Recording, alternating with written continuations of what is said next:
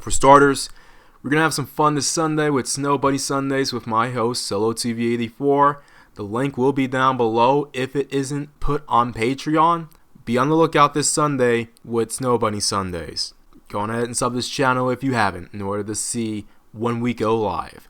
Now, for the feature presentation, the picture that you're looking at is going to describe what we're going to focus in on. Gradual observations of this community petri dish known as the Manosphere, a particular kind of Manosphere. I've noticed that there are a lot of individuals who want solutions, they want cures, they want to fix their problems. But in reality, let's be honest, a lot of these people who are wanting a cure, wanting a fix to something, or seeking answers to something, or are trying to see why this is the way it is. What I've noticed is that a lot of these individuals, and some of these are individuals who I have respect for, at least on this YouTube level. A lot of them, let's be honest, they thrive in the drama. They thrive in the strife. They thrive in the conflict. Not necessarily by overcoming the conflict, but just wallowing in it, complaining about it, bitching about it. And we have seen that this rhetoric has been a continual thing within the so-called Manosphere. Now, Claude, aren't you part of the Manosphere? Are you part of the Manosphere? Well, you know what? Certain people have put me there by default, even people who I have respect for. And you know what? I've let them say that I'm part of the Manosphere, and to be fair, I have not kicked back against it. However, what I've seen now is what I've noticed tends to be the case in real life, particularly when it comes to this community. And that is those who have a particular kind of rhetoric, those who have a particular kind of presentation, those who have a particular kind of swag, tend to be those who are pushed to the forefront, all in the interest of ratings, clicks, as well as vicariousness. You see, you have a lot of individuals within this Manosphere who they themselves aren't hard enough to live that life, but will push other individuals on their platforms or let them be the spokesperson for everyone here and the agenda that needs to occur just because they're cool, just because they got it. And some of these individuals, some of these heads of the Manosphere, I feel as if they honestly want to live vicariously through the worst elements of the community. And you have other individuals who, while they put everyone on, regardless of swag or lack thereof, they have to cater to this audience of mediocre Negroes who vicariously live through the Dope Boy, through the Pookie and Ray Ray, etc. There's that one aspect of what we're going to talk about. And then there's the other aspect of those who feel as if they're going to get a certain group of women in order to negotiate with them, in order to come back to the table, in order to see things their way and submit to their will. And quite frankly, none of these things are going to happen. If it hasn't happened already, particularly for you, then it's not meant to be. Now, we're going to tackle these two things on the bigger picture of what I like to call the strategy that I've been using. Just walk away. By doing this one thing, what you do is make your voice known. What you do is stand for yourself. What you do is break away from the crowd. And the crowd of individuals who either are too tied up to this community or this group of women who are non-negotiable. They've made their bed. They told us multiple times who they want which man for. And if you're not part of the group of individuals who are seen as favorable, then just walk away. Walk away at this point. On the first example, when I say walk away, I mean walk away from this community. A lot of people make it as if you walk away from the community, you have nowhere else to go. And there are a lot of individuals who truly think that. And from what I've seen so far, with the talent that I've seen, with the credibility that I've seen of a lot of these individuals, I'll look at these people and within 30 seconds I can say, yeah, they may be right. these guys may have nowhere else to go. Quite frankly, because they themselves, if not are outright mediocre Negroes, they cling on to that mediocre Negrohood culture so much that if they were to lose that, they would literally go into a permanent state of depression. See, a lot of these individuals tend to identify themselves with this community perspective on life. That you have to act a certain way, be a certain way, think a certain way, talk a certain way, dance a certain way, listen to certain music, believe in certain ideologies, lest you are not seen as black enough. And a lot of these individuals have, to their dismay, in many cases, bought into this ideology. And at this point, especially individuals who are in their 30s, 40s, and up, will not all of a sudden let it go, because that is all that they know. And we can trace this back to way back when they were kids, teenagers especially, and in their 20s.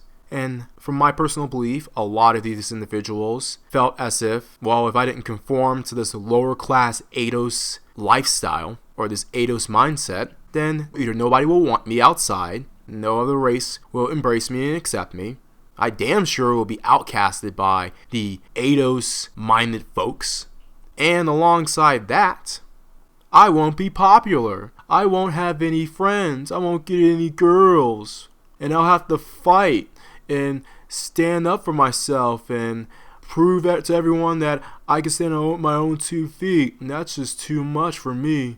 So what I'd rather do is to be a conformist little wussy and conform to the buck dancing, chicanery ways of the community. Because I was too much of a wuss in my teens and 20s in order to break away from the mode. I had to embrace this lifestyle of mediocrity because that's what the community told me. And especially the matriarch, the same matriarch who give me access to the thing that validates me the most. Yep, boy. Yes, sir. Even though I'm getting the scraps of it, you know what I mean. But, we got to make it work, though. Those chicks are big, though. Those chicks are big, and they have fat asses, and they can make it jiggle and bounce and scissor and all this sort of kind of stuff. Yep, that's the life for me. And as far as the community, yeah, I had to conform out in these streets, man, because I wasn't trying to get in any fights. I wasn't trying to be alone. I was not trying to be invited to Lakeisha's 16th birthday party and the family reunions. Nah, me, man, I gotta impress this patriarch, dog. I gotta do it, man. So what individual am I? Even though I had a 120 IQ score, and even though I had straight A's, nah, man, I can't let the community find out. Mama's gonna get pissed, and Mammy's gonna get pissed, and Uncle Jim, they gonna call me a coon. They gonna call me a coon. So that's the reason why I have to dumb myself down constantly, even to this very day, because I gotta keep the act up, because there ain't no white folks gonna accept me. Ain't no other people gonna accept me. Know what I mean? And the sweetest part about the community is that I can hide behind muscles, I can hide behind cash, I can hide behind my material goodies, those trinkets, and I can hide behind swag, because that's what makes the difference in the community. That's what the women like, and that's what the dudes respect. No, look. I don't know about you. I'm staying in this wallow, even if it's to my demise, even if I get caught up in baby mama drama, even if I get into constant fights with other individuals, even if I get caught up in the criminal justice system. Look, man, it's worth it. This life is the life for me. Hashtag ADOS. Exactly. That is what this is about. A lot of these individuals do not have a spine, and they didn't have a spine. And I don't give a damn if you tell me, well, we were just kids and teenagers and, we just screwed up. No, a lot of that's a bunch of conformity nonsense. You were afraid in order to step out on your own. You were afraid to have the community go up against you all at once. Yeah, you may have gotten to a bit of fights here and there, little scuff-ups against those within the community, but at the end of the day, you were all on the same page of mediocrity and failure. That's what this is about. And also you have some individuals, as I stated before, who think those who epitomize this failure subculture lifestyle are the epitome of the community, whether it's because they want to live vicariously through them because they themselves didn't have enough of the balls to be in the streets, or they have to appease to an audience of individuals who want to live vicariously through these individuals because of what I just mentioned. A lot of the community is a bunch of conforming, normie at best, an inferior, I'm just going to say this, thug idolizing mediocre Negro wussies. That's what this is. That's what it's about, and that's the reason why a lot of people to this very day will not walk away. But it's to their demise. It's to their undoing. C Boogie asked a question. A question stating that where were these good guys? Good guys who say they're good now in the Manosphere, right? And you know what? I really get his point of where the good guys were when he was tossing it up and actually fighting wars with this Pookie and Ray Ray, with this street cat. Well, you know what? They were in the same place that I saw them when I was fighting wars with this Pookie and Ray Ray. A lot of them were in the sidelines. They were in the sidelines and they were afraid to join up. They were afraid to ally. They were afraid to help you. At best, they were just rooting it on, and they may have tried to break it up or try to settle it if they were your friends or whatever. Friends. But as far as this is concerned, a lot of them were afraid to stand out because they themselves didn't want to lose the mediocre position that they were in. Even though they themselves weren't about that street life, a lot of them mimicked it in order to save face, in order to have a safe ground, in order to not have the community go up against them. I know how it is to have an entire entity of people who you are told to believe are your people go against you if you sneeze the wrong way, if you listen to the wrong music, if you watch the wrong shows, if you have a different ideology, if you want something better for your life. And quite frankly, it's a feeling that holds on to you for life, which is the more the reason why I emphasize that everyone out there who does not fit into the stereotype, who wasn't embraced into the community when you were young, and even to this very day, walk away. Don't come back. Don't look back. In the words of C Boogie, do not go back to that dark place. Not unless you're reaching out to someone else who wants to get out as bad or worse than you did, or if you're going to implement regime change. But to my viewers out there, my subs, thinking men, we know better. And we know that we don't need the dependence of the so-called community in order to fit in order to feel as if we belong, in order to have a home. Do not let the individuals who tell you that you're a man with no country convince you that no one else will see you for who you are, no one else will ally with you, no one else will appreciate you, no one else will love you. The fact of the matter is that you're hearing a bunch of jibber jabber from those within the plantation who know they themselves can't leave the plantation, but don't want anyone else to have any sort of success outside of it. So for those who are listening to this, those who are subs, you guys know better, and you guys know that the grass is greener on any other side of the fence other than that within the community. Now, on the second point, speaking of C Boogie, let me shout out to him and Obsidian. These two individuals, it's no secret, have been going back and forth on this self-improvement piece, which we'll touch about on Snow Bunny Sundays tomorrow. Check it out, Solo TV 84. But with the self-improvement piece, a lot of people are stating that, well, self-improvement is the name of the game. This is what we need to do in 2019. Screw these hoes. Do us. And then you have those on the other side who are saying, what self-improvement? Particularly for this scraggle-daggle. Without self-improvement, if you can go to another place and get much better quality women, then how much self-improvement do you need, if any at all? Both sides have a point.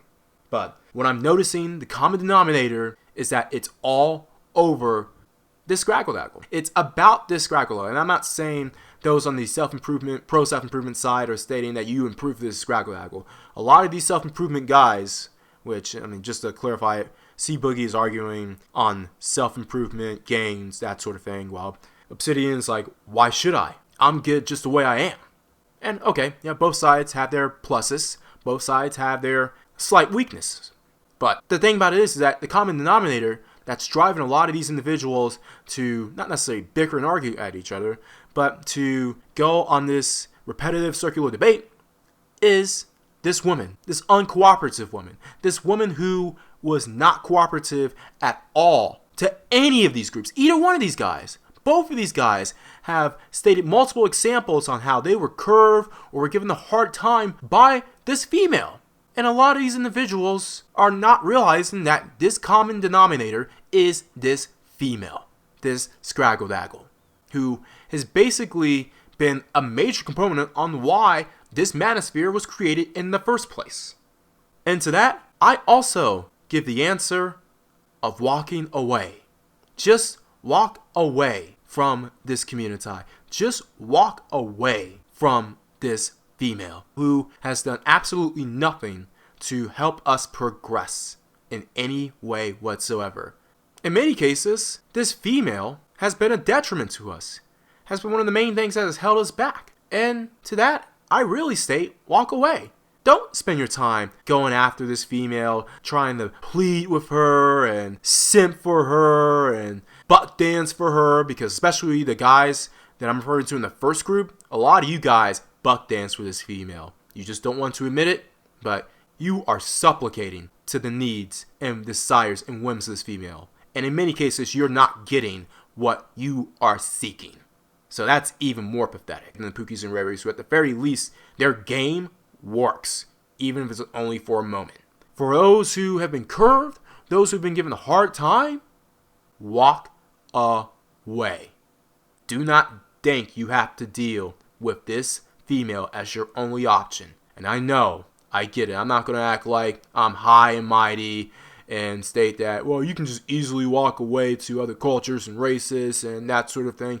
I get it. A lot of people feel as if, one, they have no other options because they live in a segregated city. And trust me, most of America is segregated, particularly places where these two dudes come from, Boogie and Obsidian.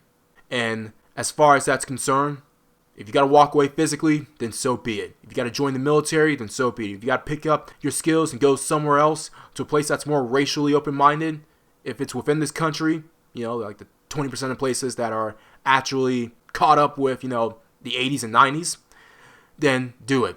If you have to leave this country entirely, that's even a better strategy. Do it. Walk away.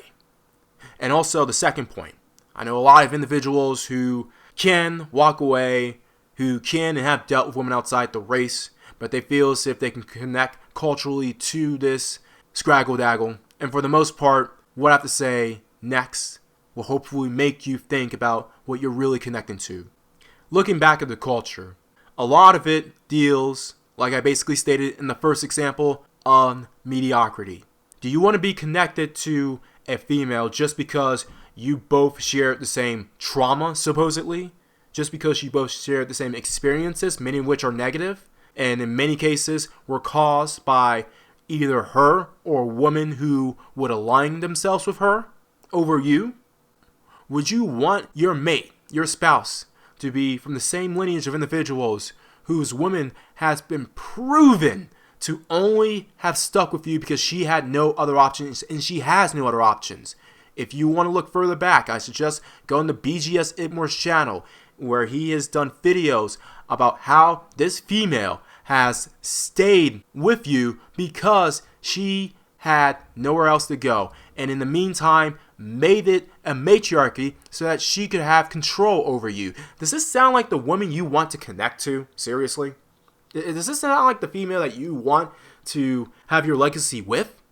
Now, I'm not saying all women of a certain ethnicity are like this, but the majority of them have proven that, given the choice, they would rather not deal with you at all unless you fit into the worst stereotype, the worst image. And even then, they'll only use you for a time before they toss you to the side as well. And I hate to state names, but we all know one individual who I've mentioned here, who I've parodied here. But now that he more or less on the right track, the females are going after him as well. No one is spared. I don't care if you are a retired Pookie and Ray Ray with the Rick Ross retirement package. You are not spared. And trust me, these old Vicky chicks, a lot of them are looking at these former Pookie and Ray Rays right now. You don't think it's the case. One of the guys on my previous video about that Yes Jules video, he basically stated that these Yes Jules chicks are aiming for these Pookies and Ray Rays on the West Coast, and they have been since like the 90s. My response to that is that what you see in the West Coast eventually will leak out east, even to the dismay of flyover country in the Eastern Seaboard Society and the Old South Society as well. As far as this is concerned, if your only connection to this female is through a mediocre culture that basically resembles the plantation, then is that the culture you really want to have your progeny with? Is that the culture that you really want to waste your time with? Seriously? Especially given the fact that this Scraggle-Daggle has a track record of pitting men against each other in order to impress her. What kind of woman does that? Other women outside the community, even those of African descent, will stress that their men work with each other, or at the very least, not start fights, not start beefs, and not start strife amongst men. At the very least, they do that. But as far as this is concerned, the only clear and cut option, the only surefire option at this point is to walk away. Walk away, even if it's all you've known for all of your life. Just walk away. Just like in the picture, take your suitcase, pack all of your belongings in it, not just physical belongings, but psychological, mental, financial, and any other belongings that speak to you, the real you, the you that isn't conformed by this community, that isn't influenced by what the community wants or what the Daggle wants. You pack all of that, and then you walk. And yeah, it may be scary knowing that you're not aware of where you're walking to. You may have all sorts of adversaries on other sides that may try to get in your way. You may end up finding yourself in a place where you have no one to turn to. But I'll tell you this, as far as the destination, the final destination, I can guarantee you that the odds of finding something better, people who are better, women who are better, a community, whatever scenario you end up with, will be way better than the scenario we all came out of. Everyone else out there, always bet on X.